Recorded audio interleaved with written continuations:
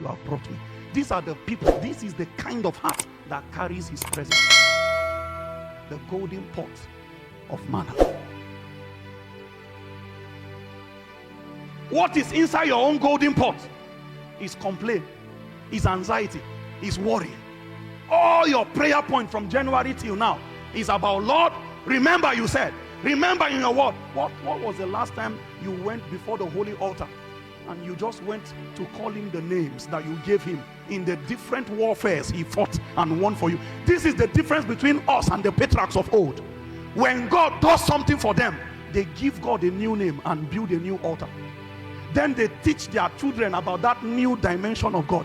This is how God got all those names, from Rapha to Jireh to Ebenezer to Shalom to Shammah. Actually, all of them, they are testaments of God's visitation to different men. They archive it with an altar and bestow the name to God. A time comes when they want to bless their children, they don't talk casually. They invoke that dimension of God that their life has benefited from, and they say, may this dimension of God be with you as he has been with me. It's like dashing a man an inheritance and say, I don't have much dimension in my life, but if it is favor, I know God has favored me, so may God, the one who favors, be with you. That is how true. What did you think Jacob left home with? He left home with El Shaddai. That is the name that was secured on the covenant.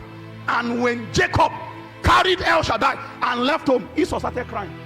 But Esau inherited all the sheep, all the land document was there, all the cattle was there, but they knew what true blessing is. It is a dimension of God that can be transferred to a generation. See what El Shaddai began to do in the life of Jacob. He entered into the house of Laban as a stranger, and El Shaddai began to prove that he is the one that multiplies, he is the one that increases, he is the one that prospers. Laban came one day and said, I know God is blessing me because of you. Can your husband look at you and say, I know that God has enlarged me because of you? Can your wife say, I know the siege of oppression ended in my life because of you? What dimension of God have you found and are you walking? Is your life a proof of any particular article? A distracted generation, always anxious, always ungrateful. You need to check, just take a break sometimes and look at the content of our average prayer. You will now understand that we are under attack. It is usually littered with complaints backed up by scriptures. You complain for 5 minutes and invoke one scripture that support that complaint. Then you now say, I know you cannot lie. Heaven and earth will pass away, but your word will not fail. And the control officers of Zion, they are just listening to you and say, who is that one? Who is that one? Do you think God needs to prove anything again?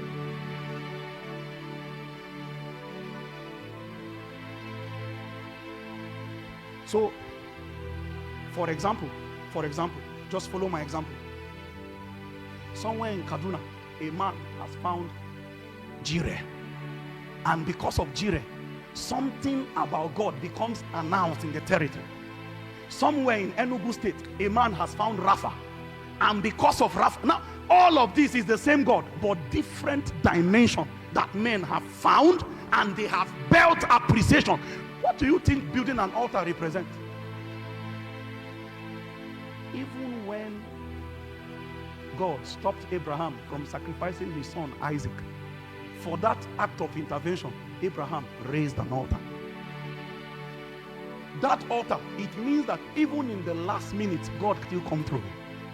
So a generation that was never there to see what has happened, what they do is that they carry their seeds and their offspring, they begin to show them the way God had dealt with them before now, the golden pot of manna. Many of us don't have this in our hearts. There is no deliberate personal meditation on the testimonies of God's faithfulness. These things, you do it faithfully. You deliberately sit down sometime and say, every form of restlessness, I know that I have not brought myself this far. I know if God has not helped me, where will I be? It is of his mercies that we are not consumed. Some of you sitting here looking at me, you are a proof of God's mercy. You carry a particular dimension of the merciful God, but you have not in any way recognized that particular hand in your life. Neither can you now transfer this to your children. After the golden pot of manna, the next article in the ark is the rod of Aaron that budded. These are your dealings with God. These are the places where God did all kinds of pruning in your life. These are the process God took you through in order to bring you to alignment to his program. The dealings that God took you through, hold it dear to your heart, because out of them, that's where you find something called the fear of God. You will know that people think that you just showed up from nowhere. Only you remember nights where you cried, nights where you asked the Lord, put something upon this head and I will bring glory to your name. Only you remember when you were asking the Lord, would you not put something definite upon this destiny? How long will I labor without any result? And then somebody look at you one day because you stood, and there were all kinds of testimonies. Then they say, some people are lucky. Hold your dealings with God near your heart. Guide it, meditate on it, keep it close to you. Remember those days when even your parents did not think you can amount to anything. Hold it near your heart. Hold it. That is where his rod is. It is actually a compendium of your dealings, the process, the prunings of God. Remember the shame God took you through so that something divine can break out from your life. Remember everybody that walked out of your life. Remember people that gave up on you. Remember friends that turned their back. Remember everybody that actually concluded that what good can come out of Nazareth. Keep it near your heart. Don't let the fame of the current season ever make you inflated that you forget where God picked you from. That is the rod. That rod, if it stays in your heart perpetually, you will remain small inside your heart. Your estimation of yourself, you remain that small child before God. See what he told Saul. Were you not small in your eyes? In your own eyes, in your own estimation, were you not small? Now that I have exalted you, now that I have given you a stake, you are now so dignified that your only interest. This is the difference between Samuel and Saul, rather between David and Saul. David sinned, Saul sinned, Saul also sinned. A prophet came to both of them to rebuke them of what they have done. One person tore his raiment, put on ashes, and began to cry and ask the Lord for forgiveness. Have mercy upon me. Another person told the prophet that when we go out from this place, let's two of us go out holding hands together and wave the people, so that they will not actually think that there's any misunderstanding between us. So, Jesus, his only interest is people's opinion. God says, I reject you. You say, but let nobody hear this thing that's between just only two of us. What we do is, as soon as we go out, two of us will now raise our hand and do the people like this. Then you can go. I will be giving you syringes, doses.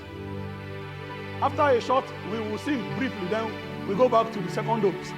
We are trying to treat malaria here. I hope you know that there are some treatments that when you start it, your body will start rebelling first. You would even be well before you started the treatment. It is the treatment that will now bring the sickness itself.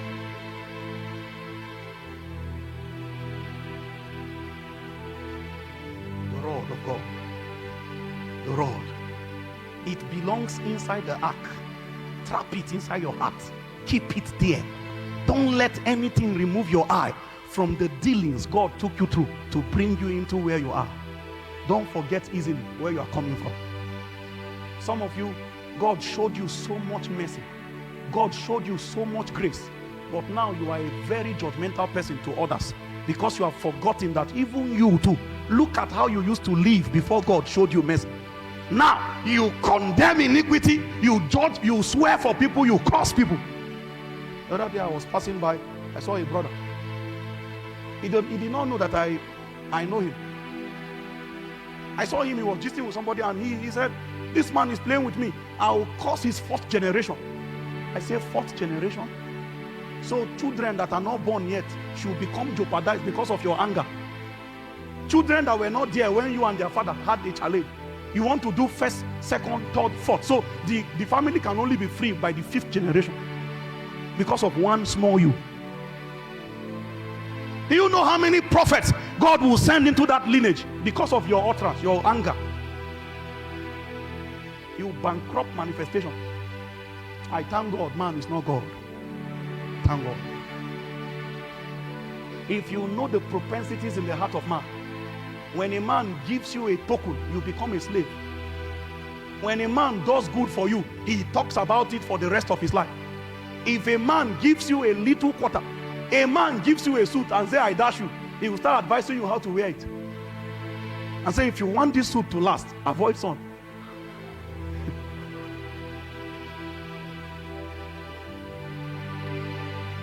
Except the Lord builds a house, the laborer, he labors in vain. He says, lest you say you blessed Abraham, lest you say you made him rich. The patriarchs knew that if God cannot help me, woe be the help of a man.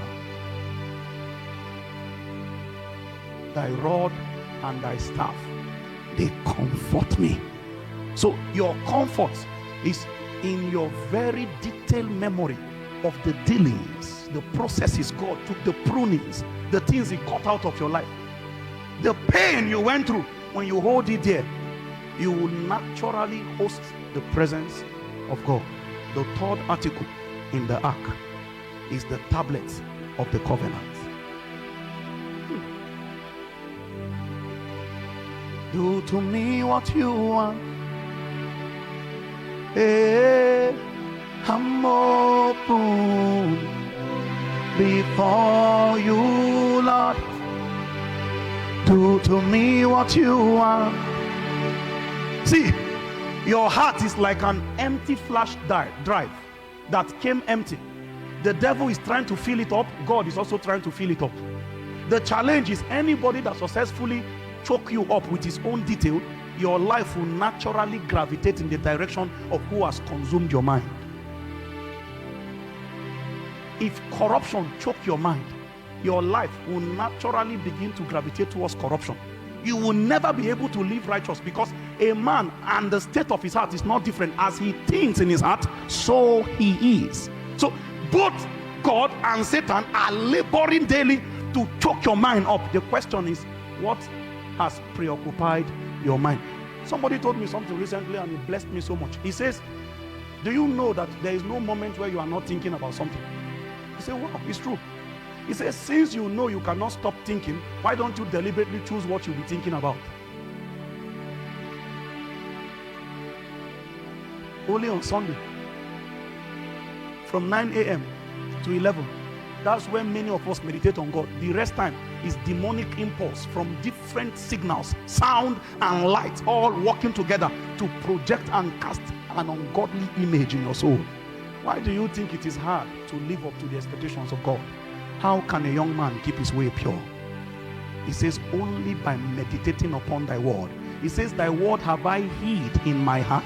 If it is the matter of sin, the only antidote is to hide the word inside your heart. Hide it. This book of the law, Joshua 1:8, shall not depart out of thy mouth, but thou shalt meditate upon it day and night, and observe to do according to what was written therein. You see how the protocol was laid out, that I know you are confessing these things, but start meditating on them. Start dwelling on them. You want to carry the presence of God this year like never before? These three articles, hold them dear to your heart. The tablet of the covenant is the word of God. The Bible remains dusty until on Sunday. You will never carry the presence. That's why when temptation comes, we fall easily, because we are not conscious of his presence. If you see what consciousness was supposed to help you achieve, is that in the face of temptation, the first person you think about is God. Because you are totally conscious of him. You are perpetually conscious of him. Potiphar's wife held Joseph. He says, how can I do this great wickedness against God. So it was in a room, hidden everywhere.